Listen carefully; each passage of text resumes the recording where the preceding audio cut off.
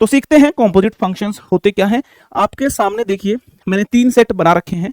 ये सेट ए है, ये सेट बी है और ये सेट सी है। ध्यान से सुनो, अगर फंक्शन एफ डिफाइन कर रखा हो मैंने सेट ए से बी में, है ना, फंक्शन एफ जो है वो सेट ए से बी में डिफाइंड है, फंक्शन जी बी से डी सी में डिफाइन है, ठीक है, फंक्शन जी जो है वो बी से सी में डिफाइन है।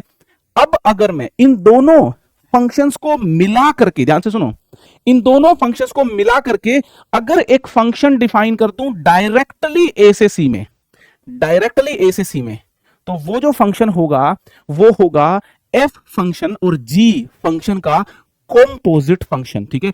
तो कॉम्पोजिट फंक्शन को बहुत सिंपल अंडरस्टैंडिंग में अगर देखें तो कॉम्पोजिशन ऑफ 2 और मोर फंक्शंस, 2 या 2 से ज्यादा फंक्शंस को मिला करके फंक्शन जब बनाए जाते हैं तो उनको कॉम्पोजिट फंक्शंस बोलते हैं, ठीक है। तो ये जो फंक्शन बना, ये बना जी ऑफ एफ एक्स, इसको हम बोलेंगे गोफ। ये गोफ फंक्शन है, गोफ। देखो यहां पे मान लो एक्स है, तो एक्स फंक्शन इनपुट लिया एफ ने, तो क्या बन गया, एफ एक्स बन गया। एक्स फंक्शन एफ ने इनपुट लिया, एफ एक्स बन गया। एफ एक्स फंक्शन जब जी ने इनपुट लिया, जब जी का इनपुट एफ एक्स हो जाएगा तो ये जी ऑफ एफ एक्स बन जाएगा, जिसको गोफ बोलते हैं।